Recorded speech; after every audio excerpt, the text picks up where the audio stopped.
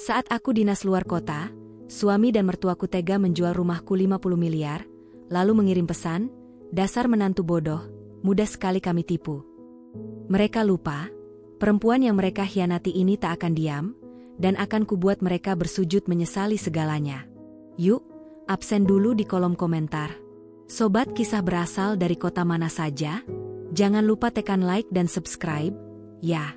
Dukungan kalian sangat berarti agar channel ini terus berkembang dan bisa menyajikan cerita yang lebih seru. Terima kasih.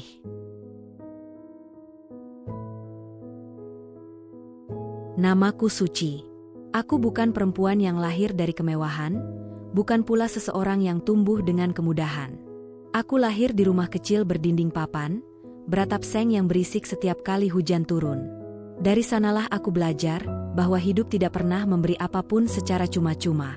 Semua harus diperjuangkan. Semua harus diraih dengan tangan sendiri.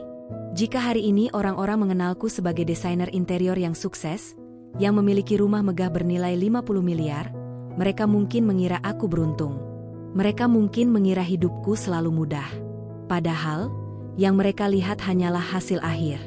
Mereka tidak pernah benar-benar menyaksikan bagaimana aku berjalan tertatih di awal, bagaimana aku berkali-kali hampir menyerah, dan bagaimana aku memaksakan diri untuk tetap berdiri ketika keadaan nyaris menjatuhkanku. Rumah itu, ya, rumah itu adalah puncak dari segala lelah yang pernah kupikul. Rumah besar berlapis kaca tinggi dengan halaman luas yang ditanami pohon Kamboja putih di sisi kanan. Lantainya marmer krem yang kupilih sendiri setelah berjam-jam berdiri di toko material. Lampu gantung kristal di ruang tamu yang kubeli bukan untuk pamer, melainkan sebagai simbol bahwa aku pernah bermimpi setinggi itu, dan akhirnya mencapainya. Setiap sudutnya adalah bagian dari diriku. Aku masih ingat hari ketika batu pertama diletakkan di atas tanah kosong yang dulu hanya dipenuhi rumput liar. Aku berdiri di sana sambil menahan napas. Angin sore waktu itu berembus pelan, seolah membisikkan sesuatu yang tidak bisa kupahami. Aku menggenggam gambar rancangan yang kubuat sendiri, dan dalam hati berjanji bahwa bangunan itu bukan sekadar tempat berteduh. Itu akan menjadi bukti. Bukti bahwa anak dari keluarga sederhana bisa menciptakan sesuatu yang besar. Bukti bahwa perempuan yang dulu sering diremehkan, mampu berdiri lebih tinggi dari keraguan orang-orang. Ayahku pernah berkata, rumah bukan cuma tembok dan atap. Rumah itu harga diri. Kalimat itu tertanam kuat dalam benakku. Ketika ayah sakit dan kami hampir kehilangan tempat tinggal karena tak mampu membayar cicilan, aku melihat bagaimana harga dirinya runtuh perlahan. Aku masih kecil, tetapi aku bisa merasakan beban di pundaknya. Sejak saat itu, aku berjanji pada diri sendiri. Suatu hari nanti, aku akan memiliki rumah yang tidak akan pernah bisa direbut siapapun.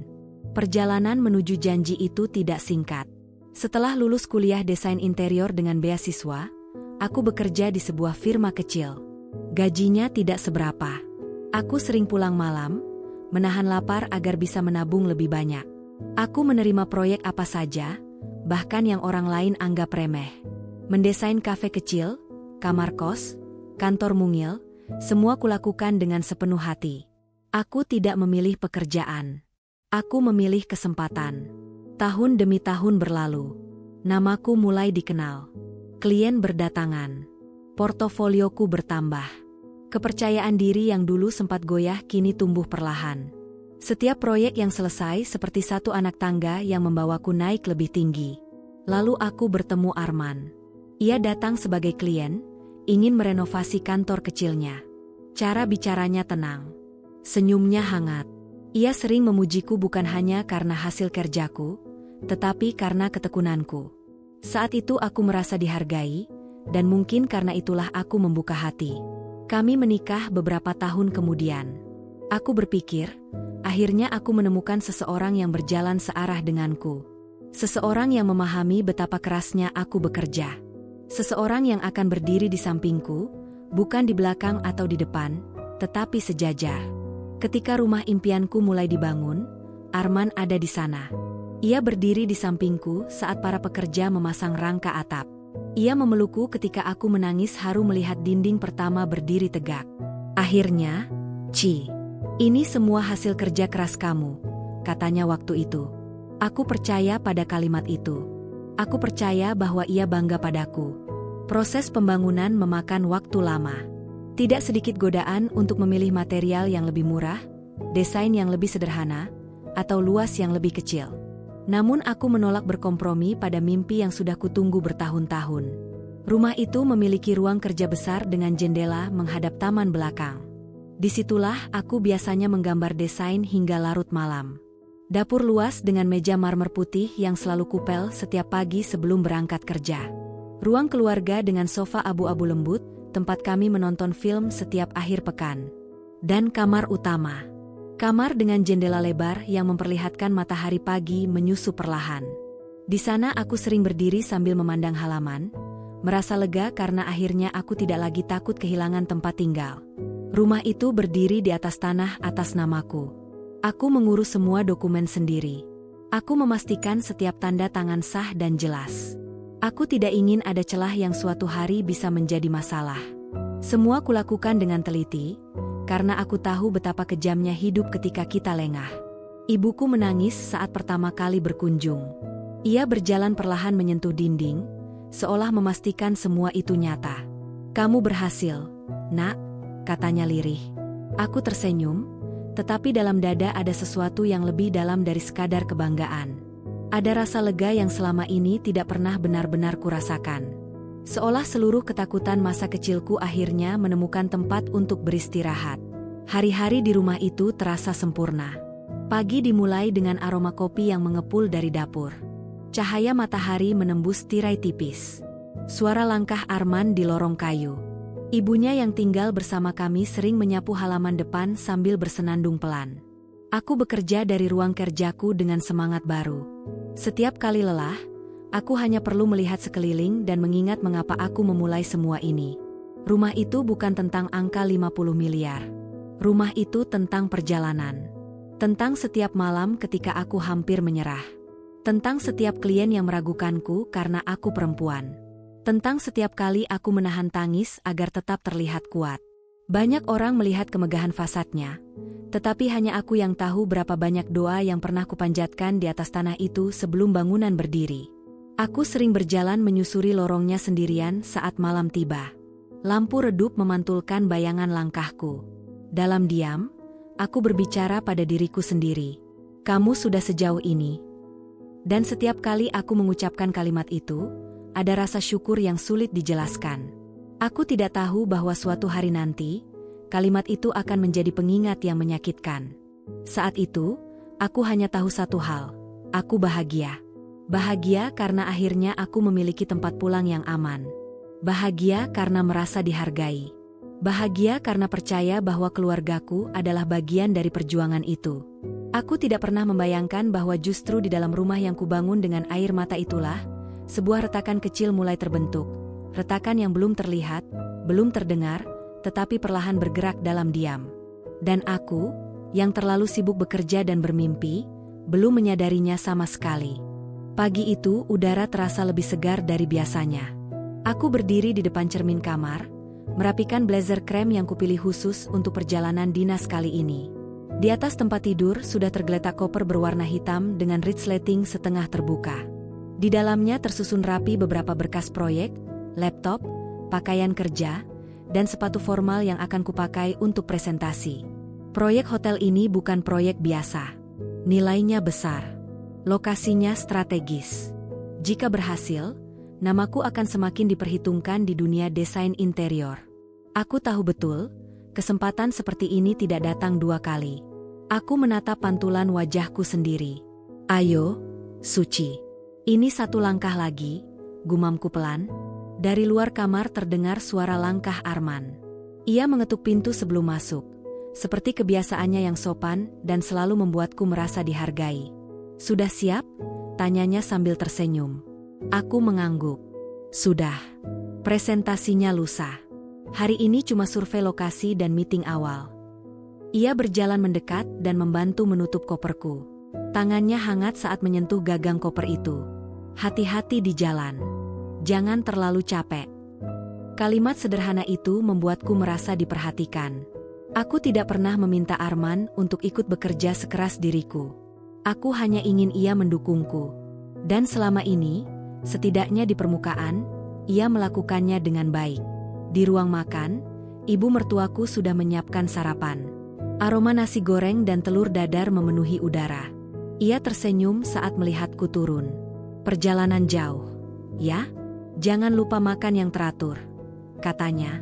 Aku duduk dan tersenyum sopan. Iya, Bu. Doakan lancar.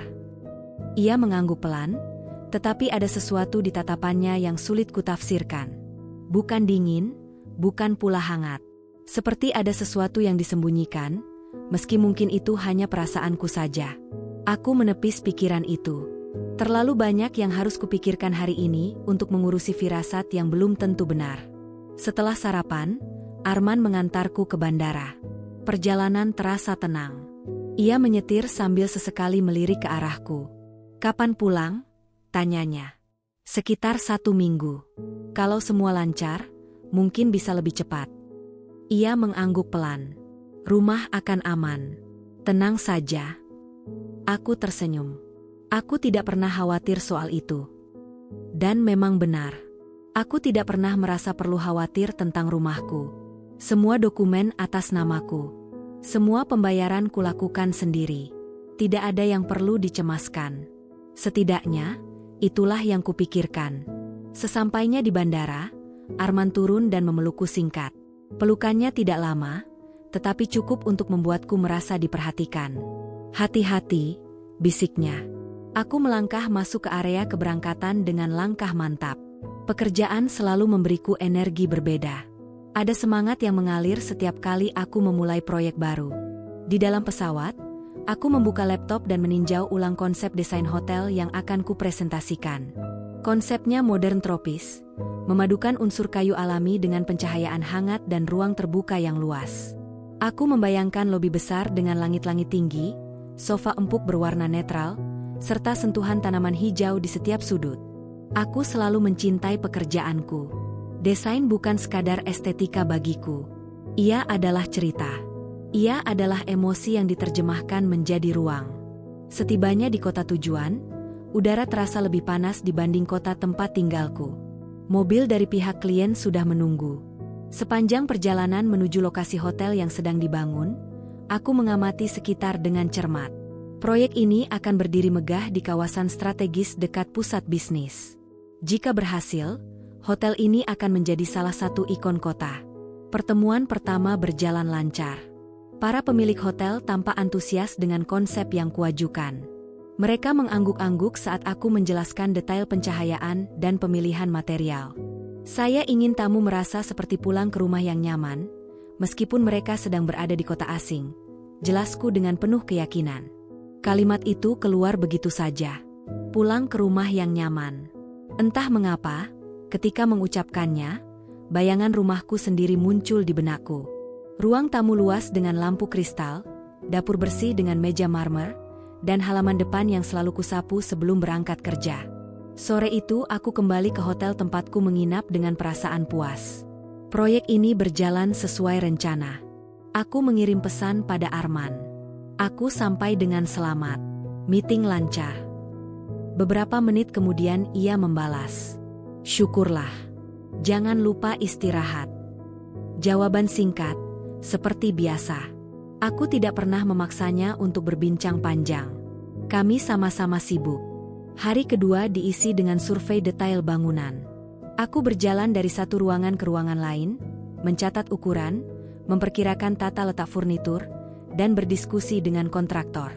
Panas matahari menyengat, tetapi aku tidak peduli. Keringat yang mengalir selalu terasa sepadan dengan hasil yang akan kudapat. Malamnya, aku mencoba menelepon Arman. Nada sambung terdengar cukup lama sebelum akhirnya ia mengangkat. Halo? Suaranya terdengar agak pelan. Kamu lagi apa? Tanyaku ringan. Di rumah saja. Lagi beres-beres sedikit. Aku tersenyum. Rajin sekali. Ia tertawa kecil, tetapi terdengar dipaksakan. Iya, sekalian. Percakapan kami tidak berlangsung lama. Ia bilang ada tamu yang datang, lalu menutup telepon. Aku menatap layar ponsel beberapa detik lebih lama. Tamu? Siapa? Namun aku kembali menepis rasa penasaran itu. Rumah kami cukup sering kedatangan rekan bisnis atau kenalan Arman. Tidak ada yang aneh. Hari-hari berikutnya diisi dengan kesibukan tanpa henti. Aku hampir tidak punya waktu untuk berpikir tentang hal lain. Setiap malam aku merevisi desain, menyesuaikan anggaran, dan berdiskusi dengan tim. Di sela-sela kesibukan itu, aku tetap menyempatkan diri mengirim pesan. Bagaimana keadaan rumah? Apakah ibu sehat? Apakah semuanya baik-baik saja? Jawaban yang kuterima selalu singkat. Aman. Baik. Tenang saja. Kata-kata itu seharusnya menenangkan. Namun entah mengapa, semakin singkat jawabannya, semakin terasa ada jarak yang tak kasat mata. Pada malam keempat, aku mencoba melakukan panggilan video. Layar berdering cukup lama sebelum akhirnya tersambung. Wajah Arman muncul, tetapi latarnya bukan ruang keluarga seperti biasa. Dinding di belakangnya tampak kosong tanpa hiasan. "Kamu di mana?" tanyaku spontan. "Di kamar," jawabnya cepat, lalu menggeser kamera sedikit. Aku tidak terlalu memperhatikan detailnya. Pikiranku sedang lelah. Namun ada sesuatu yang terasa berbeda. Seperti rumah yang kulihat lewat layar bukan rumah yang biasa kutinggali. "Kenapa gelap sekali?" tanyaku lagi. Lampunya mati sebagian. Lagi ada perbaikan kecil. Aku mengangguk pelan. "Oh." Ia tersenyum, tetapi matanya tidak benar-benar tersenyum. Pembicaraan berakhir dengan alasan sinyal buruk. Aku meletakkan ponsel di atas meja dan menatap jendela kamar hotel. Lampu-lampu kota berkelip di kejauhan. Biasanya pemandangan seperti itu membuatku bersemangat. Namun malam itu, ada kegelisahan kecil yang merayap pelan di dalam dada. Aku mencoba meyakinkan diri sendiri. Mungkin aku hanya lelah. Mungkin ini hanya perasaan sementara. Rumahku aman. Rumah yang kubangun dengan kerja keras tidak mungkin berubah hanya dalam hitungan hari. Aku memejamkan mata dan menarik napas panjang. Besok aku harus presentasi final untuk konsep lobi utama. Tidak ada ruang untuk distraksi. Aku tidak boleh membiarkan pikiran tak penting mengganggu fokusku. Aku tidak tahu bahwa di saat yang sama, di rumah yang selalu kuanggap paling aman itu, sesuatu sedang bergerak tanpa sepengetahuanku. Sesuatu yang pelan, rapi, dan terencana. Dan aku masih terlalu percaya untuk melihat tanda-tandanya.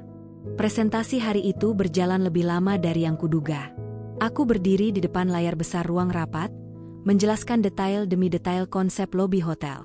Cahaya proyektor memantul di dinding putih, sementara para pemilik proyek duduk berjajar dengan wajah serius. Aku berbicara dengan tenang, menjawab setiap pertanyaan dengan keyakinan yang sudah terlatih oleh pengalaman. Namun di sela-sela kalimat yang kuucapkan, ada jeda kecil dalam pikiranku. Jeda yang entah kenapa kembali membawa bayangan rumahku. Entah mengapa, sejak panggilan video beberapa malam lalu, ada rasa tidak nyaman yang belum juga hilang. Bukan sesuatu yang jelas. Hanya semacam bisikan halus yang mengatakan bahwa ada yang berbeda. Setelah rapat selesai dan konsepku disetujui dengan beberapa revisi minor, semua orang menyalamiku dengan puas. Mereka terlihat senang. Aku pun seharusnya merasa lega. Proyek ini hampir pasti akan berjalan sesuai rencana. Namun alih-alih merasakan kemenangan, aku justru merasa kosong. Sore itu aku kembali ke hotel dengan langkah pelan. Aku duduk di kursi dekat jendela, membuka ponsel, dan melihat pesan-pesan yang belum sempat kubaca. Tidak ada yang penting, tidak ada kabar mendesak. Aku membuka aplikasi perbankan sekadar memastikan pembayaran termin pertama dari klien sudah masuk. Saldo rekeningku terlihat normal. Aku menghela napas pelan. Kenapa aku merasa aneh begini? Gumamku sendiri. Aku mencoba menelepon ibu mertuaku. Nada sambung berbunyi beberapa kali sebelum akhirnya diangkat. "Halo, Bu." "Oh, Suci," jawabnya. Suaranya terdengar agak jauh, seperti tidak berbicara langsung ke ponsel. "Ibu sehat?" "Sehat. Jangan khawatir. Fokus saja kerja di sana." Aku tersenyum tipis. "Di rumah aman, kan?" "Tentu saja aman." Jawabannya cepat. Terlalu cepat. Aku hampir saja menanyakan lebih jauh, tetapi ia langsung berkata, "Ibu lagi sibuk sedikit. Nanti saja ya."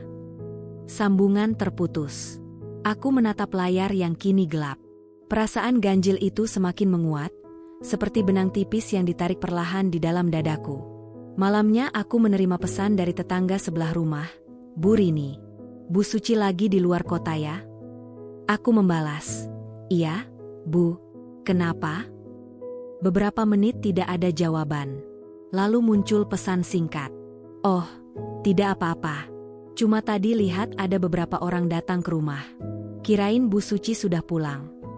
Aku membaca pesan itu 2 kali. Beberapa orang datang? Orang apa, Bu? Balasku cepat. Tidak langsung dijawab. Jantungku berdetak sedikit lebih cepat dari biasanya. Akhirnya pesan balasan muncul. Seperti orang kantor. Bawa map-map. Ada mobil hitam parkir lama. Tanganku mulai terasa dingin. Arman bilang ada tamu. Mungkin itu, pikirku mencoba menenangkan diri. Aku mengetik, oh iya, mungkin tamu suami saya, Bu. Terima kasih infonya. Setelah itu, tidak ada lagi pesan. Aku meletakkan ponsel dan mencoba berpikir rasional. Arman memang sedang mencoba beberapa rencana bisnis kecil. Bisa jadi itu hanya pertemuan biasa. Aku tidak boleh langsung berprasangka. Namun malam itu aku sulit tidur. Aku terbangun beberapa kali hanya karena mimpi yang tidak jelas. Dalam satu mimpi, aku berdiri di depan rumahku sendiri, tetapi pintunya tidak bisa kubuka. Aku memanggil nama Arman, tetapi tidak ada jawaban. Hanya gema suaraku yang memantul kosong. Aku terbangun dengan napas memburu. Jam menunjukkan hampir pukul 3 dini hari. Aku duduk di tepi tempat tidur, memeluk kedua lutut, mencoba menenangkan diri. Ini cuma mimpi, bisikku. Keesokan harinya, aku memutuskan untuk menghubungi notaris yang dulu mengurus pembelian rumahku. Entah mengapa nama itu tiba-tiba terlintas di kepalaku. Aku tidak tahu apa yang kucari. Mungkin hanya kepastian. Telepon tersambung setelah beberapa kali dering. Selamat siang, dengan kantor notaris. Selamat siang.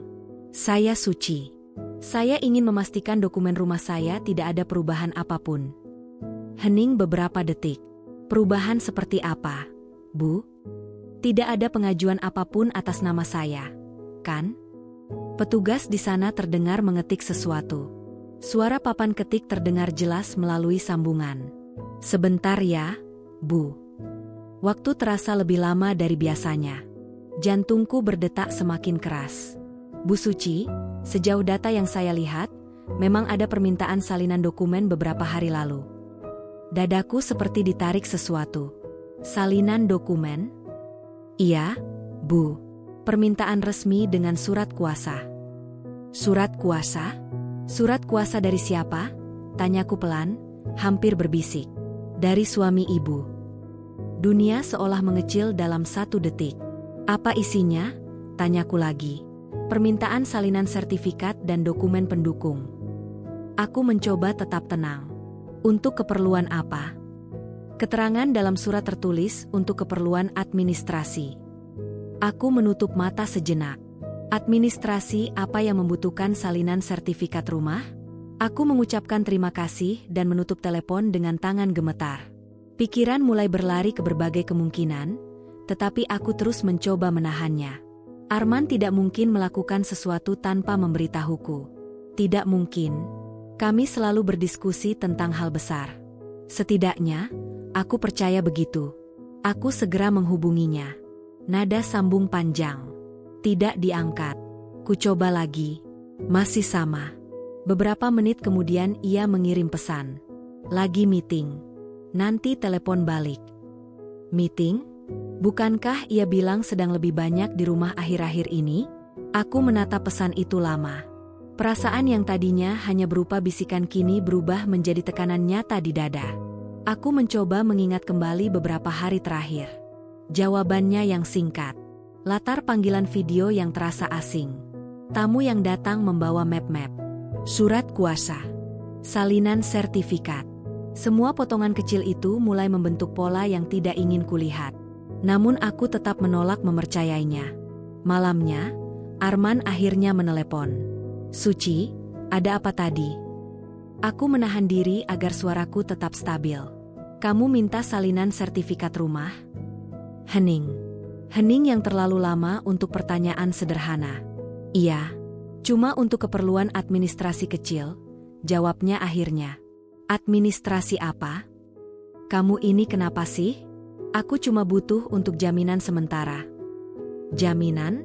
Jaminan apa? Bisnis kecil saja. Tidak usah khawatir. Semua aman. Nada suaranya berubah defensif. Aku merasa ada jarak yang tiba-tiba melebar di antara kami. Kenapa tidak bilang dulu? Tanyaku pelan. Aku tidak mau ganggu fokus kamu. Jawaban itu terdengar masuk akal, tetapi tidak menenangkan. Apa ada yang sedang kamu sembunyikan dariku? Tanyaku akhirnya. Ia tertawa kecil, tetapi tidak terdengar tulus. Kamu terlalu banyak pikiran. Kalimat itu seperti tamparan halus. Bukan karena kerasnya, tetapi karena meremehkan kegelisahanku. Kami mengakhiri pembicaraan tanpa kejelasan. Aku duduk lama setelah sambungan terputus. Di luar jendela, kota tetap ramai. Lampu kendaraan bergerak seperti garis-garis cahaya tanpa arah. Namun di dalam diriku, ada sesuatu yang mulai retak. Aku ingin percaya pada suamiku. Aku ingin percaya bahwa semua ini hanya salah paham.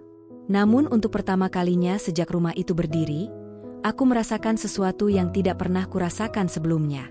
Bukan kehilangan. Bukan kemarahan, melainkan ketakutan yang samar. Ketakutan bahwa mungkin, tanpa kusadari, sesuatu yang sangat berharga sedang bergerak menjauh dariku. Dan aku masih berdiri terlalu jauh untuk menghentikannya. Hari berikutnya aku bangun dengan kepala terasa berat. Bukan karena kurang tidur, melainkan karena pikiran yang tak berhenti berputar. Kata, jaminan, yang diucapkan Arman terus terngiang di telingaku. Jaminan untuk bisnis kecil, katanya. Rumah bukan sesuatu yang kecil. Rumah itu bukan barang yang bisa dipakai sembarangan untuk eksperimen. Setiap sudutnya kubangun dengan perhitungan matang. Tidak pernah sekalipun aku berpikir untuk menjadikannya sandaran utang atau taruhan usaha. Aku mencoba fokus pada pekerjaan. Pagi itu ada peninjauan material untuk kamar-kamar hotel. Aku berdiri bersama kontraktor, menyentuh sampel kayu, memperhatikan tekstur kain tirai, memastikan warna cat sesuai dengan konsep awal. Semua berjalan sesuai rencana. Namun pikiranku tidak sepenuhnya hadir di sana. Beberapa kali aku tanpa sadar memandangi ponsel, berharap ada pesan dari Arman yang lebih jelas, lebih menenangkan. Tidak ada. Saat makan siang, aku kembali membuka aplikasi perbankan. Saldo masih terlihat normal. Tidak ada transaksi mencurigakan. Aku menghela napas perlahan. Mungkin memang hanya jaminan sementara. Pikirku mencoba rasional. Namun sesuatu dalam diriku tetap menolak untuk tenang. Sore itu aku memutuskan untuk menelepon bank tempat dulu aku mengurus kredit awal sebelum rumah itu lunas. Aku tahu sertifikat aslinya sudah lama berada di brankas pribadiku di rumah. Tetapi jika memang ada proses jaminan atau pengajuan tertentu, bank biasanya mencatatnya. Setelah menunggu beberapa saat, petugas layanan pelanggan menjawab dengan ramah. Saya Suci, ingin memastikan tidak ada pengajuan kredit atas nama saya menggunakan jaminan properti. Petugas itu memintaku menyebutkan beberapa data untuk verifikasi. Jantungku berdegup lebih cepat saat menunggu jawabannya. Untuk saat ini tidak ada pengajuan kredit aktif atas nama ibu. Aku hampir merasa lega. Namun petugas itu melanjutkan, tetapi ada permintaan pengecekan valuasi properti beberapa hari lalu. Tanganku mencengkeram ponsel lebih erat. Permintaan dari siapa? Dari pihak ketiga dengan surat kuasa. Surat kuasa lagi. Rasa dingin menjalar dari tengkukku ke punggung. Apakah surat kuasa itu atas nama suami saya? Tanyaku, suaraku terdengar lebih pelan dari biasanya. Iya, Bu. Aku terdiam beberapa detik. Apakah itu berarti rumah saya sedang dalam proses penilaian untuk dijual? Tanyaku hati-hati. Secara umum, permintaan valuasi bisa untuk berbagai keperluan. Namun seringkali terkait pengajuan kredit atau transaksi. Transaksi. Kata itu terasa berat. Aku mengucapkan terima kasih dan menutup telepon. Ruangan hotel tiba-tiba terasa sempit. Aku berdiri dan berjalan mondar-mandir, mencoba menenangkan diri. Arman tidak mungkin menjual rumah tanpa persetujuanku. Itu mustahil. Sertifikat atas namaku. Tidak ada tanda tanganku, tidak ada transaksi yang bisa terjadi. Aku mencoba meyakinkan diri dengan logika hukum yang ku ketahui. Namun semakin kupikirkan, semakin jelas bahwa surat kuasa bisa membuka banyak pintu jika disalahgunakan. Ponselku bergetar. Pesan dari Arman. Aku lagi keluar sebentar, nanti telepon. Keluar kemana? Sejak kapan ia begitu sibuk tanpa memberitahuku dengan jelas? Aku menahan diri untuk tidak langsung meneleponnya. Aku tidak ingin terdengar seperti orang yang panik tanpa alasan. Malam itu aku menerima pesan lagi dari Bu Rini. Bu Suci, tadi siang ada mobil besar lagi ke rumah. Banyak orang masuk. Jantungku serasa jatuh. Ada apa, Bu? Balasku cepat. Kurang tahu. Tapi kelihatannya serius sekali. Seperti orang kantor atau notaris. Notaris. Kata itu seperti palu yang menghantam kesadaranku.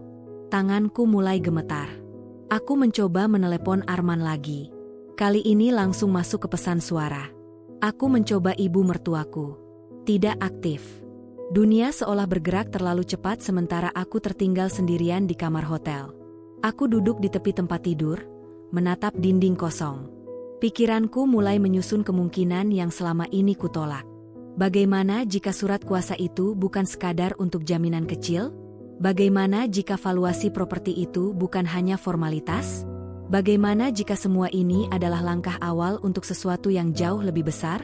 Aku mencoba mengingat kembali beberapa minggu terakhir sebelum keberangkatanku. Arman memang terlihat lebih sering menerima telepon di luar ruang keluarga. Ia beberapa kali menutup pembicaraan saat aku masuk. Ketika kutanya, ia hanya berkata itu urusan bisnis kecil. Aku tidak pernah mendesaknya. Aku percaya. Kepercayaan itu kini terasa seperti celah. Pukul hampir 10 malam ketika akhirnya Arman menelepon balik. Suci, kamu kenapa menelepon terus? Suaranya terdengar lelah. Ada apa di rumah? Tanyaku tanpa basa-basi.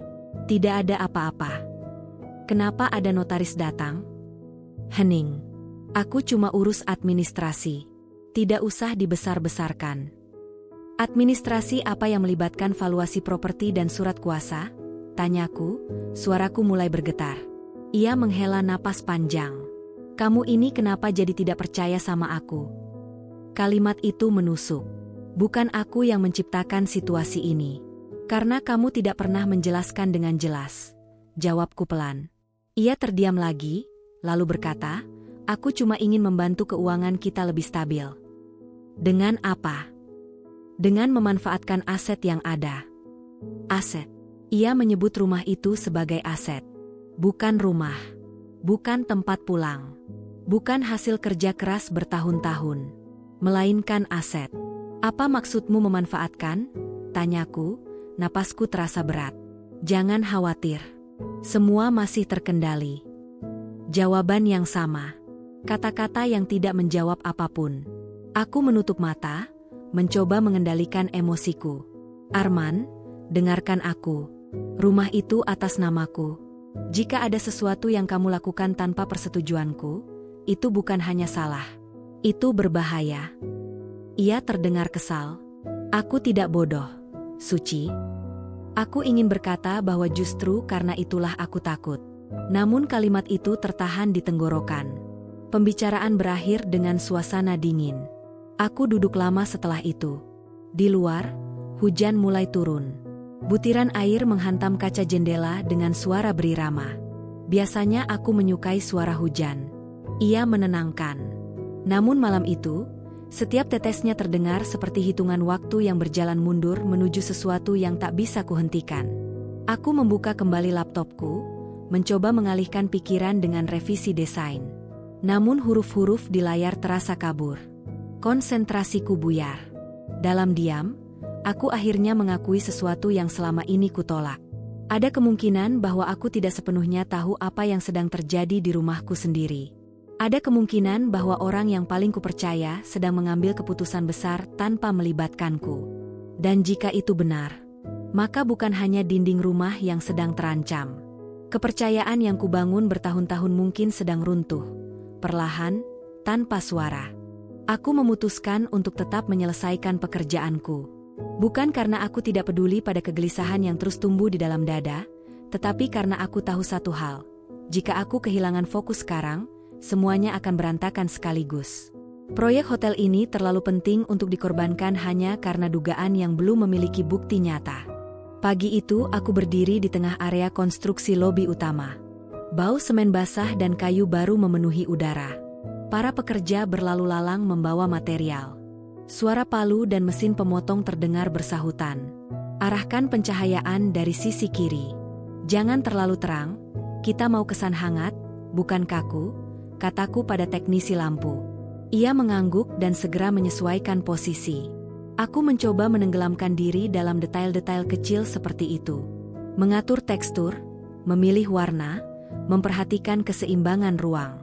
Setiap keputusan memberiku rasa kendali, sesuatu yang belakangan terasa hilang dalam hidup pribadiku. Namun di sela kesibukan, pikiranku tetap kembali pada rumah.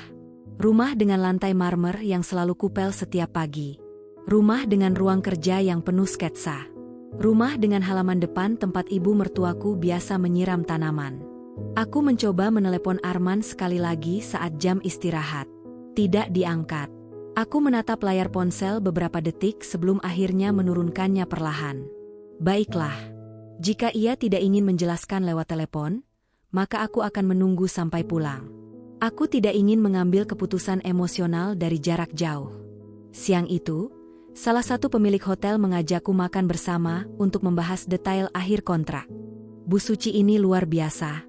Jarang ada desainer yang seteliti ini, katanya sambil tersenyum. Aku membalas senyum itu dengan sopan. Saya hanya ingin hasilnya sesuai harapan. Dengan proyek sebesar ini, pasti kehidupan ibu juga sudah sangat mapan. Aku tertawa kecil. Saya hanya berusaha sebaik mungkin. Aku tidak pernah nyaman membicarakan kekayaan atau aset. Bagiku, rumah 50 miliar itu bukan simbol pamer, melainkan simbol perjuangan.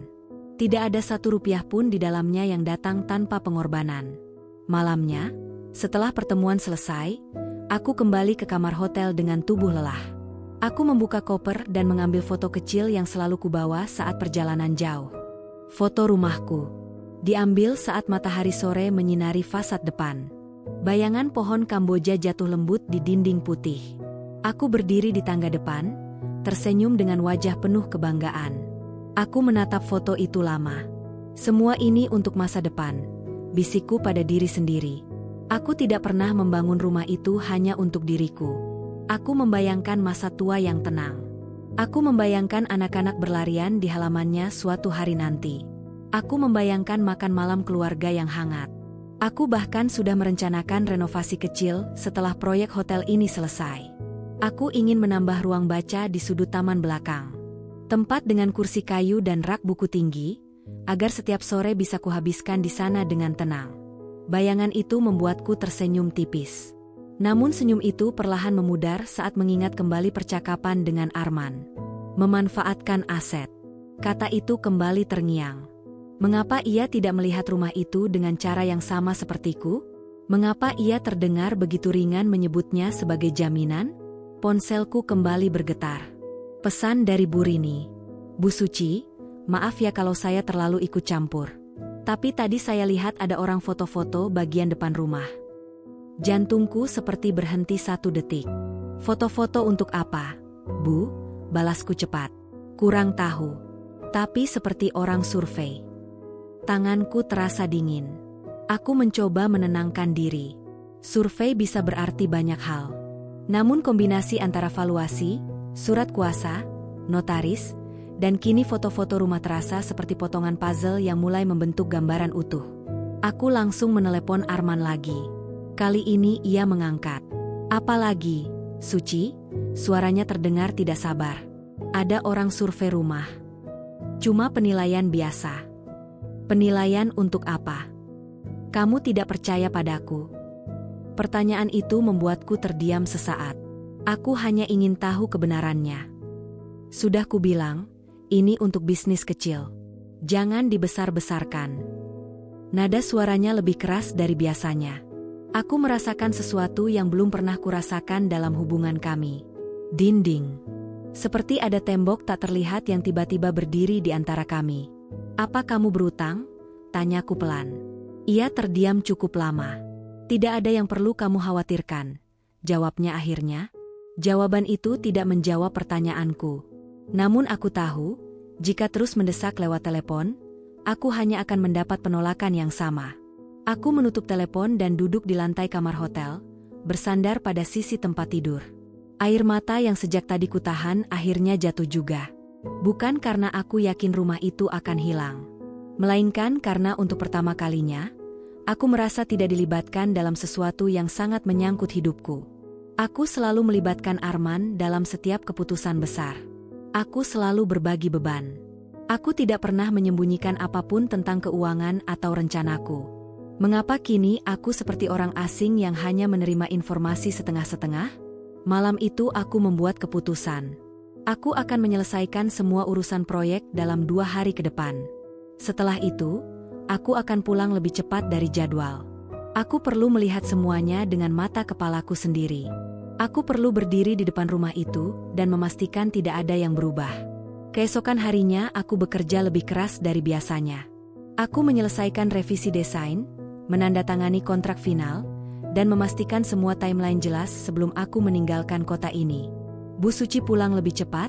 tanya salah satu staf klien. "Iya, ada urusan keluarga," jawabku singkat. Dalam perjalanan kembali ke hotel sore itu, langit tampak mendung. Angin bertiup lebih kencang.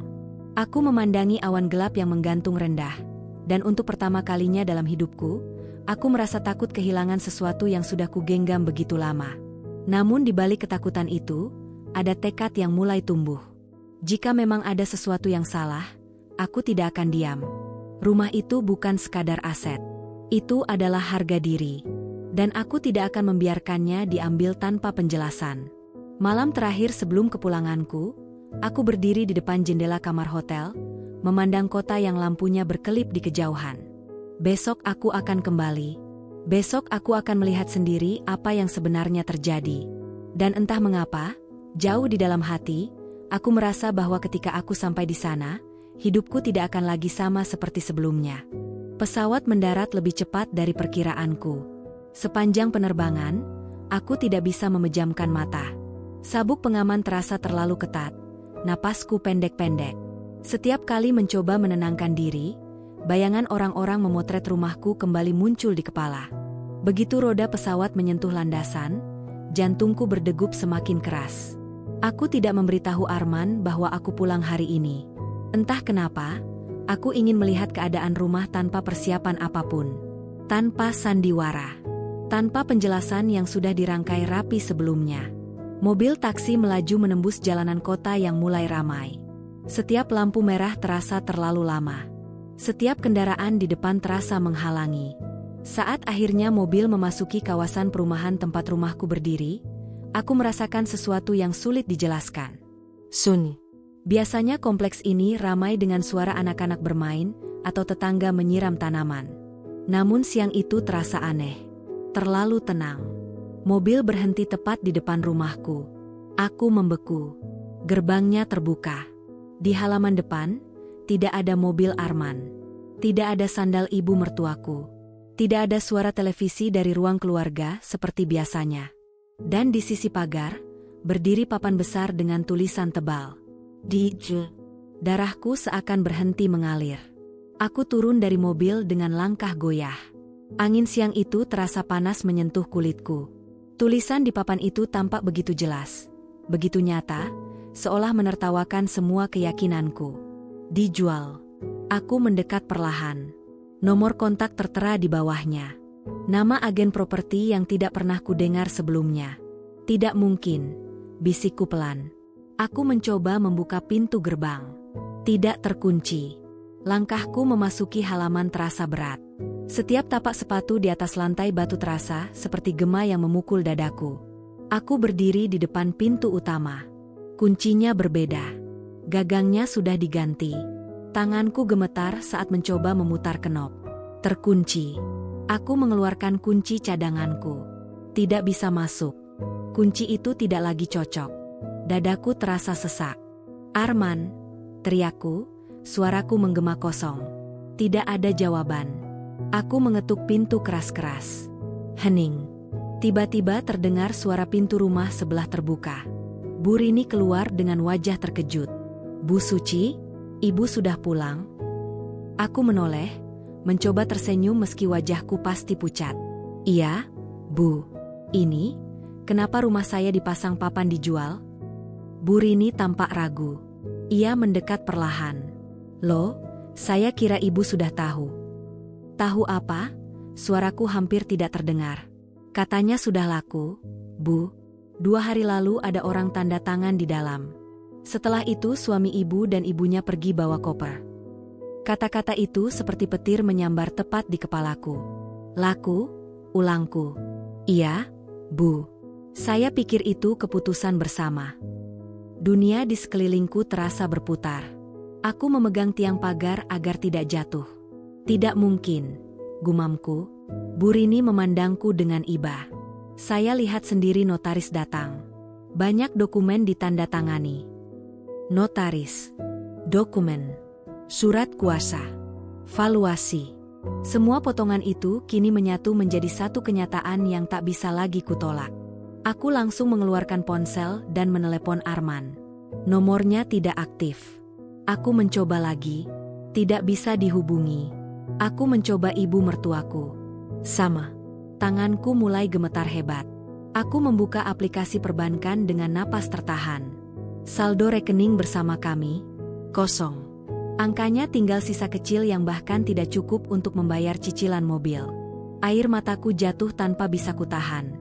Mereka bukan hanya menjual rumah itu. Mereka menguras semuanya. Aku terduduk di tangga depan rumahku sendiri. Rumah yang kubangun dari nol. Rumah yang setiap sudutnya ku kenal lebih baik dari siapapun. Kini aku duduk di depannya seperti orang asing. Beberapa tetangga mulai keluar rumah, berbisik-bisik pelan. Tatapan mereka bukan mengejek, melainkan kasihan. Namun rasa kasihan itu terasa seperti pisau. Ponselku bergetar. Pesan masuk. Dari nomor yang tidak kukenal. Suci, maafkan aku. Ini jalan terbaik. Jangan cari kami. Pesan itu pendek. Namun cukup untuk menghancurkan seluruh duniaku. Aku membaca ulang kalimat itu berkali-kali. Jalan terbaik? Untuk siapa? Untuk mereka yang kabur membawa uang hasil penjualan rumahku? Untuk mereka yang meninggalkanku tanpa tempat tinggal? Tangisku pecah begitu saja. Bukan tangis pelan, melainkan isak yang keluar dari dada paling dalam. Aku tidak peduli siapa yang melihat. Aku tidak peduli siapa yang mendengar. Yang kupedulikan hanya satu hal, orang yang paling kupercaya telah menjual rumahku tanpa izinku. Harga 50 miliar. Angka itu dulu terasa seperti simbol keberhasilan. Kini terasa seperti harga pengkhianatan. Aku berdiri dengan kaki lemas dan berjalan menjauh dari pintu itu. Aku tidak bisa tinggal di sini. Ini bukan lagi rumahku. Mobil taksi yang tadi menungguku masih terparkir. Sopirnya menatapku lewat kaca spion dengan wajah bingung. Saya tidak jadi turun lama. Pak, kataku dengan suara parau. Tolong antar saya ke hotel terdekat. Mobil kembali melaju. Aku menoleh ke belakang. Rumah itu semakin menjauh dari pandanganku. Dinding putihnya tetap berdiri megah. Pohon Kamboja masih bergoyang tertiup angin. Semua tampak sama. Namun bagiku, semuanya sudah hilang. Di dalam mobil, aku memeluk tas kerjaku erat-erat. Isinya hanya laptop, beberapa dokumen proyek, dan pakaian seadanya. Itulah seluruh hidupku yang tersisa saat ini. Bukan perhiasan. Bukan sertifikat. Bukan uang hasil kerja bertahun-tahun. Hanya diriku sendiri. Air mataku kembali jatuh. Namun kali ini bukan hanya karena kehilangan rumah. Melainkan karena kesadaran pahit bahwa kepercayaan yang kuberikan sepenuh hati telah dijual bersama tembok-tembok itu. Aku tiba di hotel kecil dekat pusat kota. Saat resepsionis bertanya berapa lama aku akan menginap, aku terdiam. Aku tidak tahu. Aku tidak tahu kemana harus pergi. Aku tidak tahu bagaimana menjelaskan pada ibuku. Aku tidak tahu harus mulai dari mana. Aku hanya tahu satu hal. Hidupku, yang kemarin terasa utuh dan kokoh, kini runtuh dalam 1 minggu. Dan aku berdiri di tengah puing-puingnya, sendirian. Kamar hotel itu sempit. Dindingnya berwarna krem pucat, dengan satu lukisan abstrak yang tergantung miring di atas tempat tidur. Pendingin ruangan berdengung pelan, namun tidak cukup untuk meredakan panas yang terasa di dalam dadaku. Aku duduk di tepi ranjang, masih mengenakan pakaian perjalanan. Koper kecilku tergeletak di sudut ruangan, belum kubuka. Rasanya tak ada energi tersisa bahkan untuk sekadar mengganti baju. Ponselku berada di tangan. Pesan itu masih terbuka. Suci, maafkan aku. Ini jalan terbaik. Jangan cari kami. Kalimat singkat, tanpa penjelasan. Tanpa tanggung jawab. Tanpa keberanian untuk menatap wajahku dan mengatakannya langsung. Jalan terbaik. Bagaimana mungkin menjual rumahku tanpa izin, menguras rekening bersama, lalu menghilang disebut sebagai jalan terbaik? Tanganku bergetar saat mencoba menelepon nomor itu kembali. Tidak aktif. Aku mencoba Arman lagi. Tidak bisa dihubungi. Aku mencoba nomor ibu mertuaku. Sama. Seolah mereka benar-benar menghapus diri dari hidupku dalam satu tarikan napas. Aku bangkit dan berjalan ke kamar mandi. Wajahku pucat di cermin. Mataku sembab, bibirku gemetar. Apa yang sudah kamu lakukan, Men? Bisikku pelan. Aku menyiram wajah dengan air dingin, berharap bisa mengembalikan kejernihan pikiran. Namun setiap kali menutup mata, bayangan papan bertuliskan dijual itu kembali muncul. Aku mengambil tas dan membuka laptop. Aku butuh bukti. Aku butuh kejelasan. Aku menghubungi notaris yang dulu pernah mengurus pembelian rumahku. Setelah beberapa kali percobaan, akhirnya tersambung. Selamat malam. Maaf mengganggu. Saya Suci. Ya, Bu Suci. Saya ingin menanyakan, apakah benar rumah saya sudah berpindah tangan? Hening beberapa detik di seberang sana. Proses jual beli sudah selesai 2 hari lalu, Bu. Dadaku seperti dipukul sesuatu yang keras. Selesai? Suaraku hampir tak terdengar. Iya. Semua dokumen lengkap. Ada surat kuasa dari Ibu. Surat kuasa? Saya tidak pernah menandatangani surat kuasa penjualan, kataku tegas, meski tubuhku gemetar. Dalam berkas yang kami terima, ada tanda tangan Ibu yang dilegalisasi. Kakiku melemas. Aku terduduk di lantai kamar hotel. Tanda tangan. Dilegalisasi. Pikiranku berputar cepat. Beberapa bulan lalu, Arman pernah memintaku menandatangani beberapa dokumen dengan alasan administrasi pajak dan pembaruan data. Aku menandatangani tanpa banyak bertanya. Aku percaya. Air mata kembali mengalir. Apakah salinan dokumen itu bisa saya lihat? Tanyaku. Tentu, Bu. Silakan datang ke kantor kami besok. Aku menutup telepon dengan tangan gemetar. Jadi ini bukan sekadar dugaan. Ini kenyataan. Rumah itu sudah resmi berpindah tangan. 50 miliar rupiah. Angka sebesar itu kini entah berada di mana. Aku membuka kembali aplikasi perbankan. Rekening bersama kosong. Rekening pribadiku masih ada, tetapi jumlahnya tidak sebesar sebelumnya. Sebagian besar uangku memang sering kutransfer ke rekening bersama untuk kebutuhan rumah dan investasi keluarga. Kini aku seperti orang yang berdiri di tengah jalan tanpa arah. Aku mencoba mengingat kembali setiap percakapan terakhir dengan Arman. Nada suaranya yang defensif. Jawabannya yang singkat. Tatapan yang tak lagi sama saat panggilan video. Semua tanda itu sudah ada. Namun aku terlalu percaya untuk melihatnya. Tiba-tiba ponselku berdering. Nomor tak dikenal. Aku mengangkatnya dengan jantung berdebar. Halo? Bu Suci? Suara pria terdengar formal. Iya. Saya dari agen properti yang menangani penjualan rumah Ibu. Aku terdiam. Rumah itu sudah resmi diserahkan ke pemilik baru. Kami ingin memastikan Ibu sudah mengosongkan properti sepenuhnya. Aku menutup mata. Rumah itu bukan dijual oleh saya. Hening. Dalam dokumen, ada persetujuan lengkap dari pihak keluarga. Pihak keluarga. Kalimat itu terasa begitu pahit. Apakah suami saya menerima seluruh pembayaran? Tanyaku, suaraku bergetar. Pembayaran ditransfer sesuai instruksi dalam kontrak. Ke rekening siapa?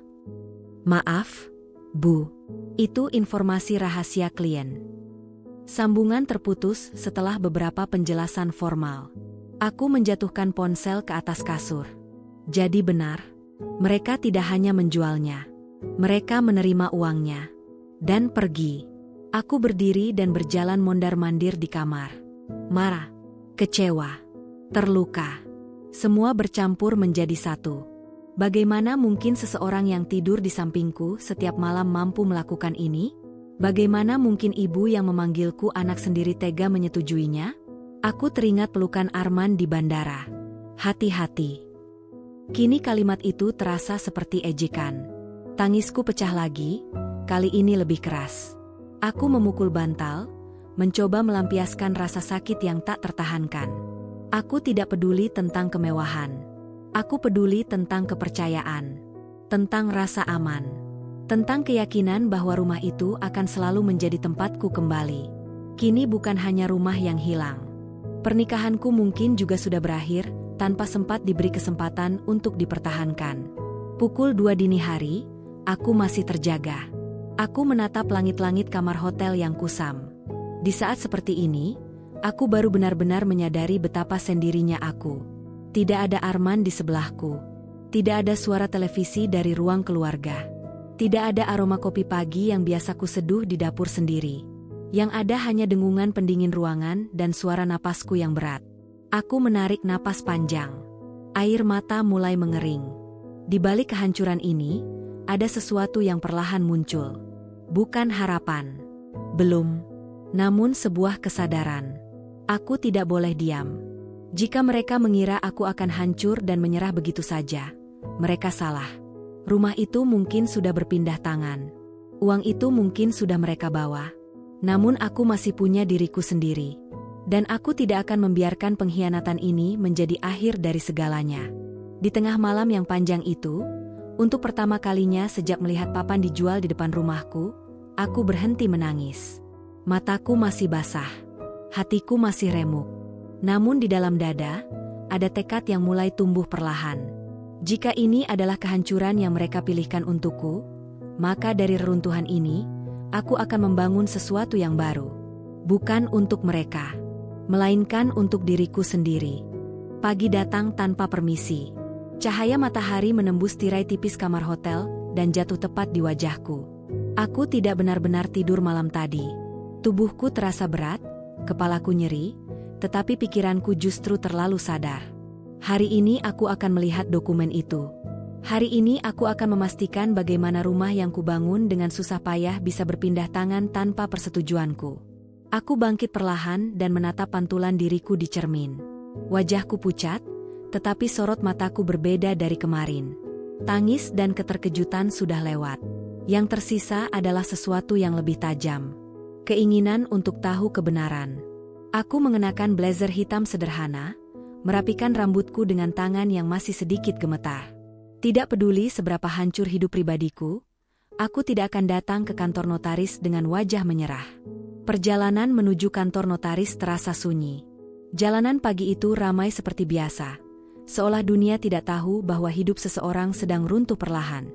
Aku melangkah masuk ke gedung itu dengan napas teratur. Resepsionis mengenal namaku setelah kusebutkan. Silakan duduk, Bu. Dokumennya sudah disiapkan. Tanganku terasa dingin saat map coklat tebal itu diletakkan di hadapanku. Aku membukanya perlahan. Lembar demi lembar dokumen penjualan rumah terhampar jelas. Ada nama pembeli, ada nilai transaksi, ada rincian transfer. Dan di halaman tengah, tanda tanganku. Mataku membelalak. Itu memang menyerupai tanda tanganku. Lekukan hurufnya mirip. Tekanannya hampir sama. Namun aku tahu, aku tidak pernah menandatangani surat kuasa penjualan rumah. Tanganku mulai bergetar. Saya tidak pernah menyetujui ini, kataku dengan suara pelan namun tegas. Petugas notaris itu terlihat canggung. Dalam berkas kami, tanda tangan itu sudah dilegalisasi. Dilegalisasi oleh siapa? Ia menyebutkan nama seorang notaris lain. Aku mencatat nama itu dalam pikiranku. Apakah saat proses ini suami saya datang sendiri? Tanyaku. Iya, Bu. Beliau membawa surat kuasa dan dokumen lengkap. Beliau membawa surat kuasa, dokumen lengkap. Aku menutup map itu perlahan. Berarti ini bukan kesalahan prosedur. Ini terencana. Aku keluar dari kantor notaris dengan langkah yang lebih berat daripada saat masuk. Namun kali ini bukan karena kebingungan, melainkan karena kenyataan sudah sepenuhnya terlihat. Rumah itu benar-benar sudah dijual. Uangnya benar-benar sudah berpindah tangan. Dan semua dilakukan dengan persiapan matang. Aku berdiri di trotoar, memandang lalu lintas yang tak pernah berhenti. Dunia tetap berjalan seperti biasa. Sementara aku merasa baru saja dijatuhkan dari ketinggian yang luar biasa. Ponselku bergetar. Pesan masuk. Nomor yang sama seperti semalam. Suci, jangan cari kami. Semua sudah selesai. Aku membaca pesan itu tanpa emosi. Semua sudah selesai? Bagiku ini baru dimulai. Aku mengetik balasan dengan jari yang mantap. Ini belum selesai. Pesan terkirim. Tidak ada jawaban. Aku menghubungi bank untuk meminta rincian transaksi terakhir dari rekening bersama. Prosesnya tidak mudah, tetapi sebagai pemilik rekening aku berhak mendapatkan laporan. Angka yang tertera di sana membuat napasku tercekat. Transfer dalam jumlah besar, beberapa tahap, dalam waktu berdekatan. Rekening tujuan bukan rekening pribadi Arman yang biasa kugunakan untuk transfer kecil. Rekening itu baru, dibuka belum lama. Aku menutup mata sejenak. Jadi bukan hanya rumah. Mereka mempersiapkan pelarian. Semua dilakukan ketika aku sedang berada di luar kota, sibuk bekerja demi proyek yang kuanggap demi masa depan bersama. Ironi yang kejam, aku kembali ke hotel dengan pikiran penuh perhitungan. Di kamar, aku duduk di meja kecil dan mulai menulis semua yang ku ketahui. Tanggal permintaan salinan sertifikat, tanggal valuasi, tanggal kunjungan notaris, tanggal transaksi. Semua berurutan rapi. Semua terjadi dalam waktu singkat, tepat setelah aku berangkat. Aku terdiam lama setelah melihat rangkaian itu. Ini bukan keputusan spontan. Ini rencana. Dan aku adalah satu-satunya yang tidak diberitahu. Air mata sempat menggenang lagi, tetapi kali ini tidak jatuh. Kesedihan masih ada. Pengkhianatan itu masih terasa seperti luka terbuka. Namun di balik semua itu, kemarahan mulai mengambil bentuk yang lebih terarah. Aku membuka laptop dan mencari pengacara properti terbaik yang bisa kutemui secepatnya. Jika tanda tanganku dipalsukan atau disalahgunakan, ini bukan hanya soal keluarga. Ini soal hukum. Ponselku kembali berdering. Kali ini dari ibuku. Aku menatap namanya beberapa detik sebelum menjawab. Halo, Bu. Suci, kamu baik-baik saja? Ibu dengar kabar dari tetangga. Suaranya khawatir. Air mata yang tadi kutahan hampir kembali jatuh. Ibu, rumahnya sudah dijual. Hening panjang di seberang sana. Apa maksudmu? Mereka menjualnya tanpa izin. Dan sekarang mereka pergi. Suara ibuku bergetar. Astagfirullah. Aku menelan ludah. Ibu tidak perlu datang. Aku akan urus semuanya. Kamu sendirian? Pertanyaan itu membuat dadaku sesak. Iya. Namun kali ini kata itu tidak terasa selemah kemarin. Sendiri bukan berarti kalah. Sendiri bukan berarti tidak bisa berdiri. Setelah menutup telepon, aku berdiri di tengah kamar hotel yang sempit itu. Kemarin aku merasa seperti korban yang kehilangan segalanya. Hari ini aku melihat diriku dengan cara berbeda. Mereka mungkin mengira aku akan hancur. Mereka mungkin mengira dengan menghilang dan membawa uang, semuanya selesai. Namun mereka lupa satu hal penting. Rumah itu memang simbol perjuanganku. Tetapi perjuangan itu tidak pernah berhenti pada bangunan. Ia ada dalam diriku. Dan jika aku mampu membangun rumah 50 miliar dari nol, maka aku juga mampu membangun kembali hidupku, bahkan setelah dikhianati. Aku mengambil napas panjang. Di luar jendela, matahari semakin tinggi. Hari ini bukan tentang tangisan. Hari ini adalah hari ketika aku berhenti menjadi pihak yang tidak tahu. Hari ini adalah awal dari perlawanan. Pagi itu aku tidak lagi merasa gemetar. Rasa sakitnya masih ada, seperti luka yang belum sempat mengering, Tetapi pikiranku jauh lebih jernih dibanding beberapa hari lalu. Aku duduk di kursi dekat jendela kamar hotel, menatap jalanan yang mulai ramai, sambil memegang secangkir kopi yang sudah dingin. Hari ini aku bertemu pengacara. Bukan untuk sekadar bertanya, tetapi untuk melawan. Aku memilih kantor hukum yang reputasinya cukup kuat dalam menangani sengketa properti dan pemalsuan dokumen. Gedungnya tidak terlalu mencolok, namun tampak profesional. Aku menarik napas panjang sebelum melangkah masuk. Seorang pria berusia sekitar 40-an menyambutku di ruang konsultasi. Tatapannya tajam, tetapi tidak mengintimidasi. "Silakan duduk, Bu Suci. Saya sudah membaca ringkasan yang Anda kirim lewat surel." Aku duduk tegak, map berisi salinan dokumen penjualan rumah berada di pangkuanku. "Saya ingin tahu, apakah ini bisa dibatalkan?" tanyaku tanpa berputar-putar. Ia membuka berkas, memeriksa tanda tangan, surat kuasa, dan lembar legalisasi. "Jika benar Ibu tidak pernah menandatangani surat kuasa penjualan, maka ada indikasi pemalsuan atau penyalahgunaan tanda tangan." Dadaku bergetar pelan. "Artinya, kita bisa menggugat secara perdata dan juga melaporkan secara pidana." Kata pidana terdengar berat. Itu berarti membawa suamiku sendiri ke ranah hukum. Aku menunduk sesaat. Semua kenangan tentang pernikahan kami melintas begitu saja. Senyum di hari akad. Janji untuk saling menjaga. Pelukan hangat di malam-malam panjang setelah aku pulang kerja. Namun kenangan itu kini berdiri berdampingan dengan papan bertuliskan dijual dan rekening kosong. "Jika saya tidak melaporkan, apa yang akan terjadi?" tanyaku pelan. "Rumah tetap atas nama pembeli baru. Uang tetap berada pada pihak yang menerima. Dan Ibu tidak punya perlindungan hukum." Jawabannya jelas. Aku mengangkat kepala. "Saya tidak pernah menandatangani surat kuasa penjualan rumah." "Baik," katanya tegas. "Kita mulai dengan laporan resmi dan permohonan pembekuan aset jika memungkinkan." Pembekuan aset. Setidaknya ada harapan uang itu belum sepenuhnya hilang. Aku menandatangani surat kuasa kepada pengacara itu dengan tangan yang mantap. Ironisnya, kini aku jauh lebih berhati-hati membaca setiap kata sebelum membubuhkan tanda tangan. Keluar dari kantor hukum, langkahku terasa berbeda. Masih berat, tetapi bukan lagi langkah orang yang kebingungan.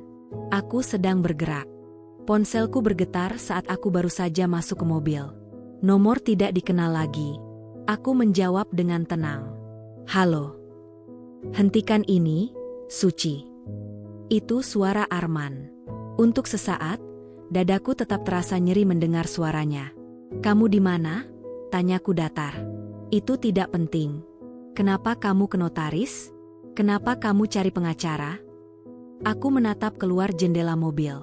"Karena kamu menjual rumahku tanpa izin." "Itu juga rumahku." Suaranya meninggi. "Tidak.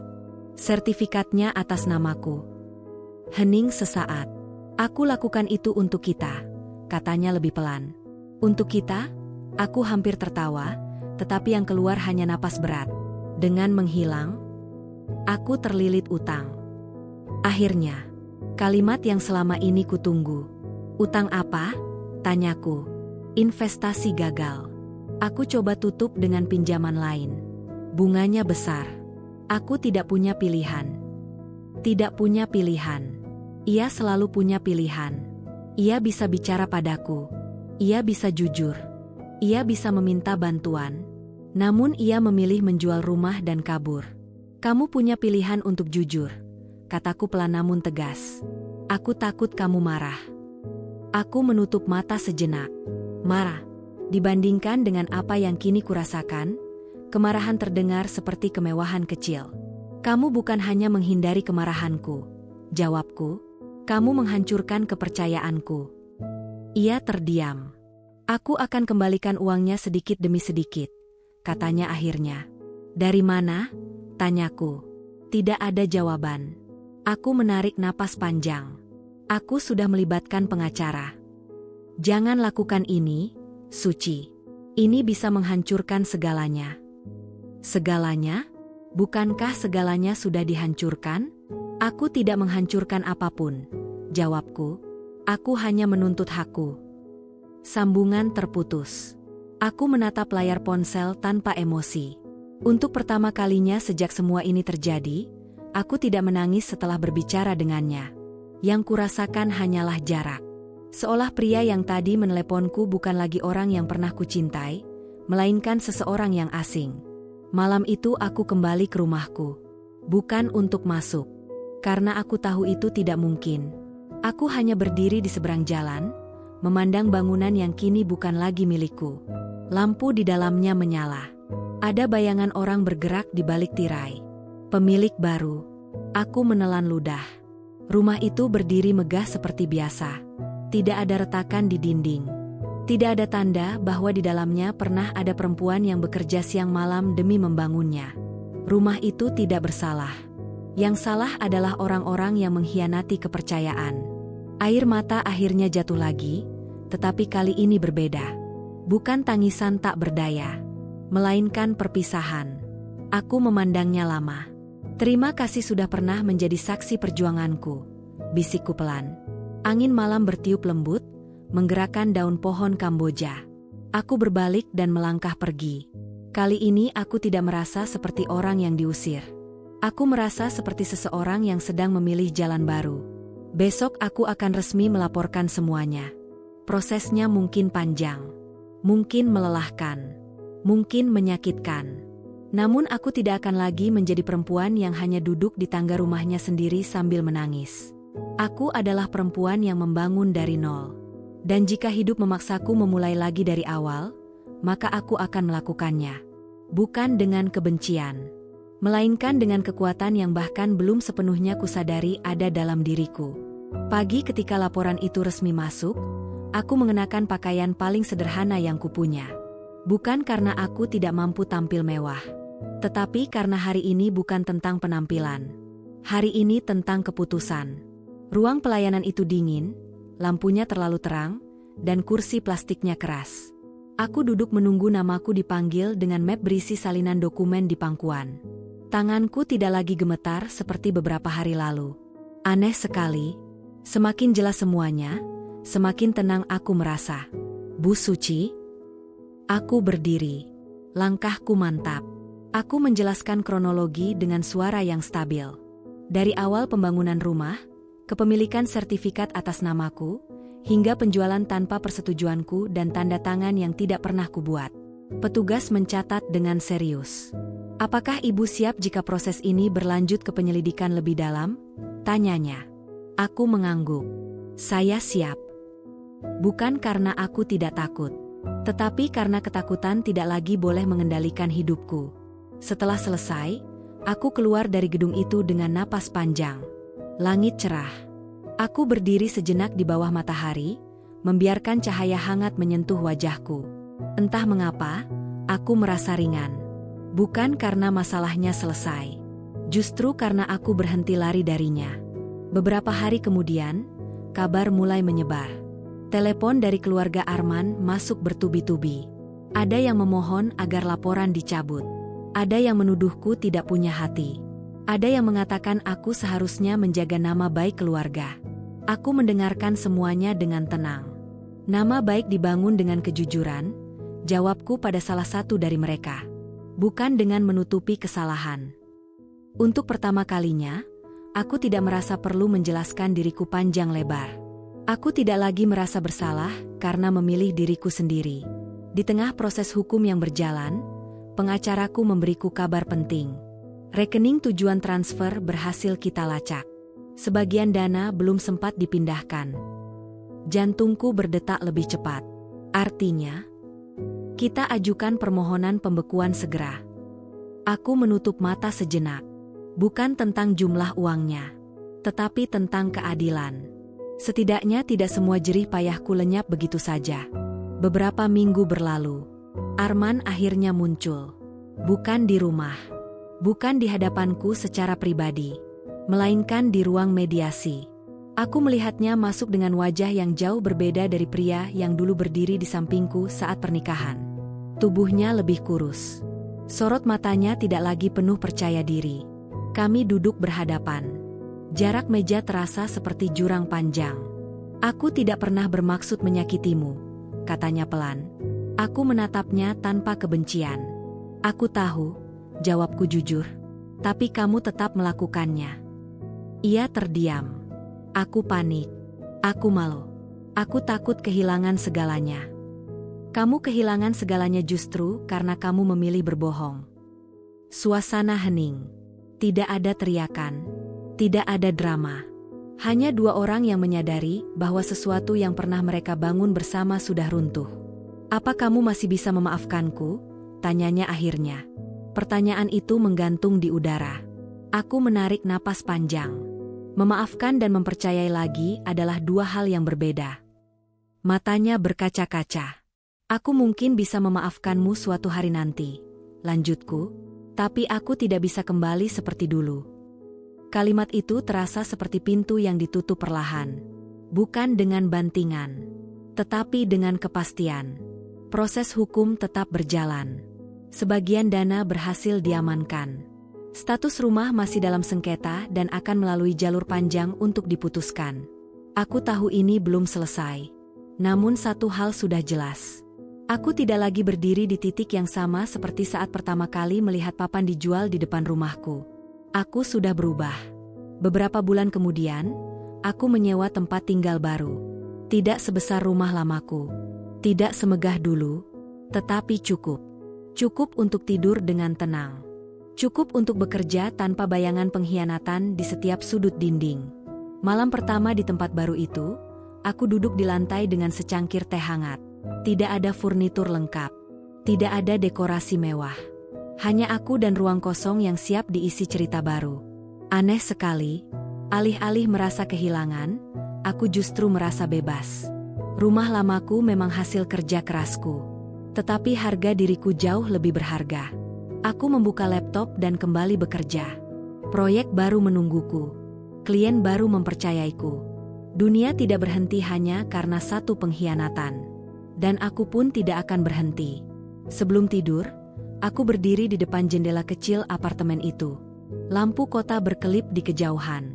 Aku tersenyum tipis. Hidup ini mungkin telah merenggut bangunan yang kubanggakan. Namun ia juga memberiku sesuatu yang lebih kuat.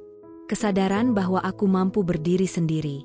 Bahwa aku tidak hancur hanya karena seseorang memilih pergi. Bahwa nilai diriku tidak pernah bergantung pada siapa yang tinggal bersamaku. Aku mematikan lampu dan berbaring. Untuk pertama kalinya setelah semua ini terjadi, aku tidur tanpa mimpi buruk. Besok mungkin akan ada sidang. Mungkin akan ada pertanyaan sulit. Mungkin akan ada luka yang kembali terasa. Namun aku siap. Karena sekarang aku tahu, rumah bisa dijual. Uang bisa hilang. Orang bisa pergi. Tetapi harga diri dan keberanian untuk bangkit, itu tidak bisa diambil oleh siapapun. Pagi-pagi sekali aku sudah terbangun, bahkan sebelum alarm berbunyi. Udara di apartemen kecilku terasa lebih hangat dibanding rumah lama itu. Tidak ada tangga marmer. Tidak ada ruang tamu luas dengan lampu kristal. Tidak ada taman yang dulu kubanggakan. Yang ada hanya dinding putih polos dan jendela sederhana yang menghadap deretan atap kota. Namun anehnya, dadaku terasa lebih lapang. Sudah 3 bulan sejak laporan itu dibuat. Proses hukum berjalan pelan, melelahkan, penuh dokumen, saksi, dan pernyataan tertulis. Beberapa dana berhasil diamankan. Sisanya masih menjadi perdebatan panjang. Rumah itu sendiri masih berstatus sengketa. Dan aku tidak lagi menunggu. Aku bekerja lebih keras dari sebelumnya. Proyek-proyek baru berdatangan. Klien yang dulu ragu kini kembali mempercayaiku. Namaku sempat menjadi bahan bisik-bisik, tetapi bukan sebagai perempuan yang ditinggalkan, melainkan sebagai perempuan yang berani melawan. Suatu siang, pengacaraku menelepon. Ada perkembangan. Nada suaranya membuatku berhenti mengetik. Pengadilan mengabulkan permohonan pemeriksaan forensik tanda tangan. Aku terdiam sejenak. Artinya, tanda tangan itu akan diuji secara resmi. Kebenaran akan dinilai secara ilmiah. Berapa lama? Tanyaku. Beberapa minggu. Beberapa minggu. Dulu, menunggu terasa seperti hukuman. Sekarang, menunggu terasa seperti proses. Hari-hari berikutnya kuisi dengan rutinitas yang teratur. Bangun pagi, olahraga ringan, bekerja, membaca, dan sesekali bertemu ibuku yang kini lebih sering datang menengok. "Kamu kelihatan lebih kuat," katanya suatu sore. Aku tersenyum. Karena aku berhenti berharap orang lain menyelamatkanku. Ia menggenggam tanganku. "Dari dulu kamu memang kuat, Suci. Hanya saja dulu kamu terlalu sibuk membagi kekuatanmu untuk orang lain." Kalimat itu menancap dalam. Mungkin benar. Aku terlalu sering menjadi penopang. Terlalu sering merasa bertanggung jawab atas kebahagiaan orang lain. Dan lupa memastikan diriku sendiri tidak runtuh. Beberapa minggu kemudian, hasil pemeriksaan itu keluar. Aku duduk di ruang kantor pengacaraku ketika ia menyerahkan salinan laporan ahli grafologi.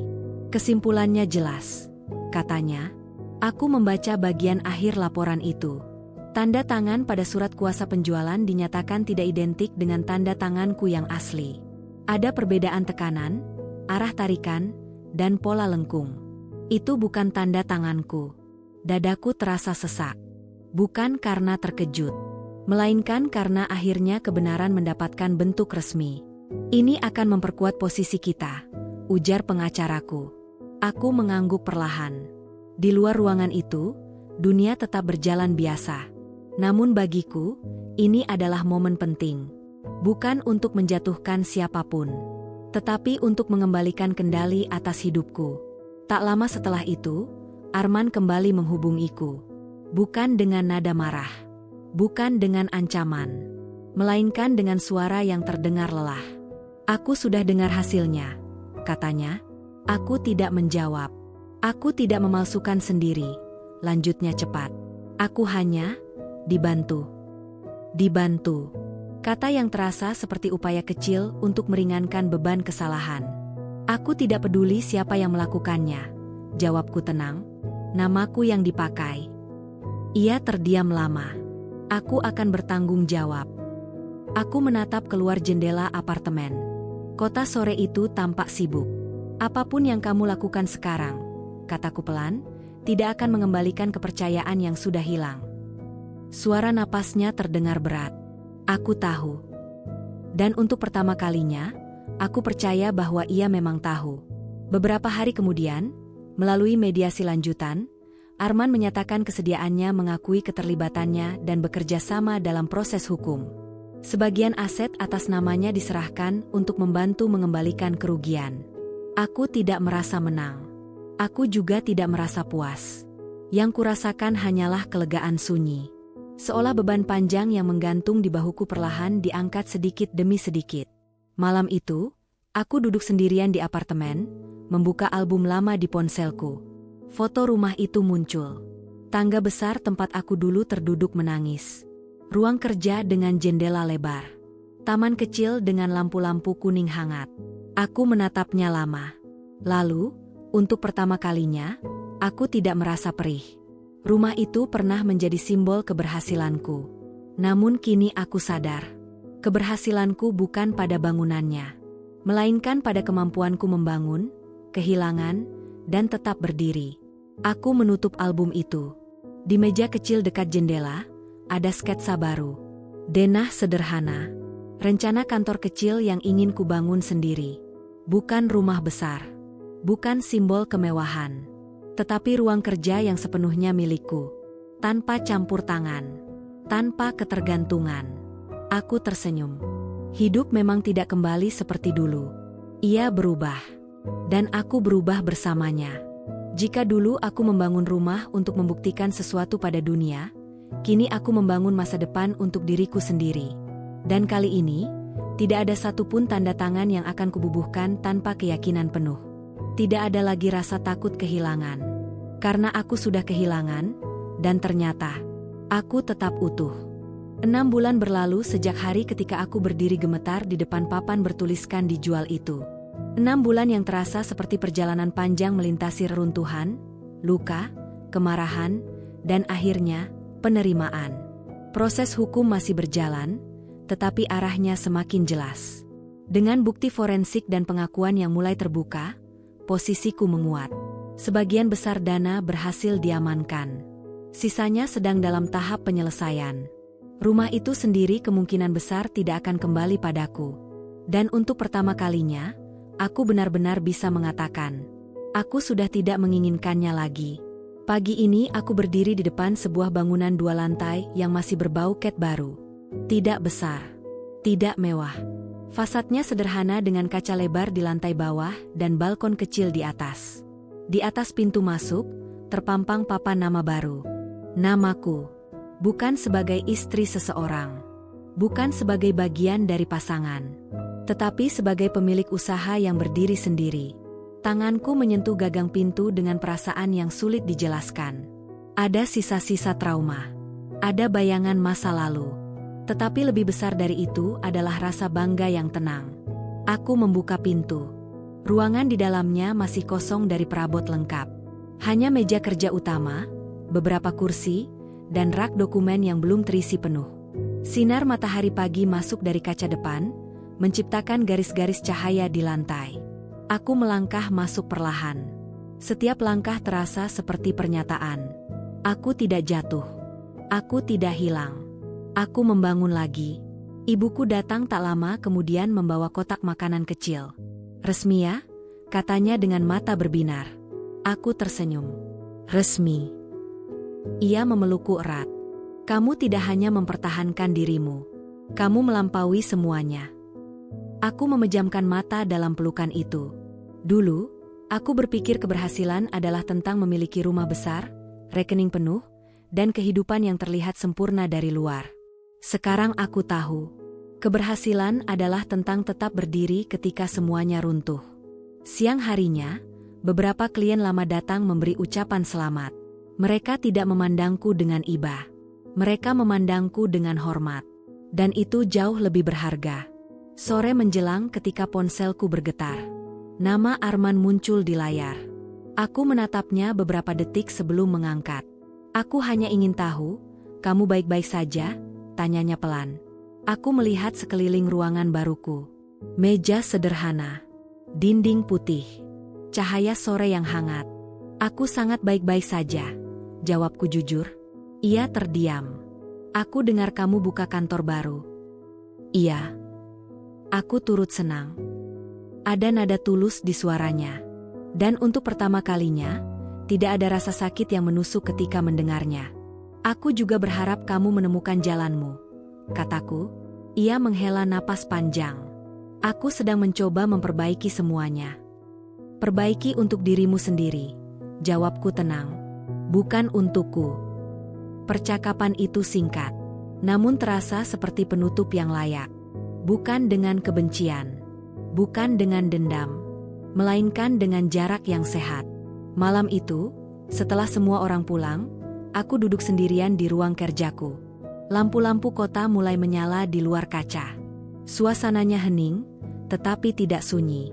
Aku teringat hari ketika aku terduduk di tangga rumah lamaku, merasa dunia berhenti. Aku teringat gemetar saat membaca dokumen penjualan. Tangis di kamar hotel. Ketakutan menghadapi laporan hukum. Dan sekarang, aku duduk di ruang yang kubangun kembali dari keberanian yang kupikir sudah hilang. Aku tersenyum kecil. Hidup memang pernah memukulku keras. Orang yang kupercaya pernah mengkhianatiku. Rumah yang kubangun dengan keringat pernah lepas dari genggaman. Namun semua itu tidak merenggut satu hal penting. Nilai diriku. Aku berdiri dan berjalan ke depan kaca besar. Pantulanku terlihat jelas di sana. Tidak lagi pucat dan rapuh seperti dulu. Tatapannya mantap. Tenang. Aku mengangkat dagu sedikit. "Aku cukup," bisikku pada diri sendiri. Tidak perlu rumah 50 miliar untuk merasa berharga. Tidak perlu seseorang di sampingku untuk merasa lengkap. Aku sudah cukup. Angin malam bertiup lembut ketika aku membuka sedikit jendela. Udara segar masuk, membawa aroma kota yang hidup. Besok akan ada tantangan baru, proyek baru, kemungkinan baru, mungkin juga cinta baru suatu hari nanti. Namun kali ini, jika ada seseorang yang ingin berjalan bersamaku, ia akan berjalan sejajar. Bukan berdiri di belakangku, bukan bersembunyi dalam bayanganku, dan tentu saja, bukan mengkhianatiku. Aku mematikan lampu kantor dan mengunci pintu. Langkahku ringan saat menuruni tangga. Di luar, malam terasa luas dan penuh kemungkinan. Aku tidak lagi melihat ke belakang dengan rasa kehilangan. Aku melihat ke depan dengan keyakinan. Karena pada akhirnya, rumah bisa hilang. Orang bisa pergi. Namun perempuan yang bangkit dari pengkhianatan dan memilih menghargai dirinya sendiri, ia tidak akan pernah benar-benar kalah.